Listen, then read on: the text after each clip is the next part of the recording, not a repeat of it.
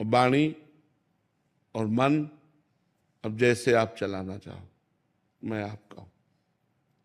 अब शायद ये समझ में बात आ रही हो कि ना आ रही हो, क्योंकि ये शरणागति की बात है।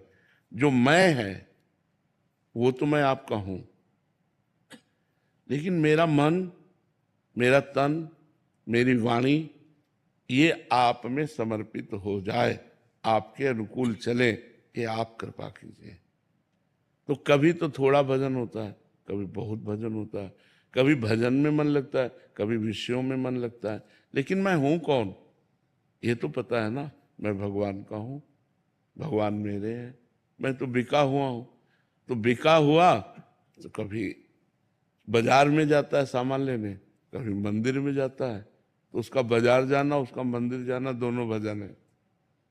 एक बार अंदर से भगवान की शरण में हो जाओ, प्रभु मैं इन क्रियाओं से आपकी शरण में नहीं हूं। कभी क्रियाएं हमारी तो सांसारिक होती हैं, कभी क्रियाएं भागवतिक होती हैं, लेकिन मैं प्रभु का हूं ये बात पक्की है।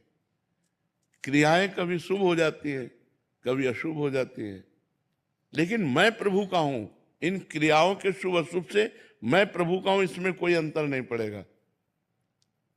अगर क्रियाओं के बल से प्रभु के होना चाहते हो तो बड़ा कठिन है, क्योंकि सतत गुणों के प्रवाह से क्रियाएं बदलती रहती है। कभी रजोगुण आया तो भोग इच्छा हो गई, तमोगुण आया तो क्रोध आदि की इच्छा हो गई, सतोगुण आया तो दया करुणा भजन ये सब बातें हो गई। तो ये तो माया के गुणों से क्रियाएं बदलती रहेंगी, तो हम बदलते रहेंगे क्या?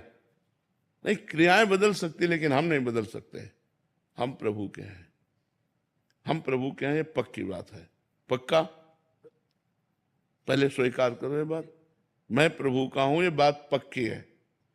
हाँ, अब हम क्रियाओं की तरफ दृष्टि डालते हैं कि जितना घसीट पाते हैं उनको प्रभु में बनाते हैं, और जो नहीं बन पाती है तो हमें ज्यादा परेशान नहीं होना है, हमें प्रभु की तरफ देखना है कि प्रभु आपके बल से ही ऐसा हो सकता है कि मेरा शरीर, मेरी वाणी, मेरा मन, मेरी चेष्टाएं सब आपके अनुकूल हो। इसलिए आप कृपा कीजिए, आप बल दीजिए। हारने पर हमें स्वयं में झुलझुलाहट नहीं लानी, हमें तुरंत प्रभु की तरफ बढ़ना है। हे प्रभु देखो मैं हार रहा हूं, ये क्रियाएं गलत जा रहे हैं, लेकिन मैं आपका हूं।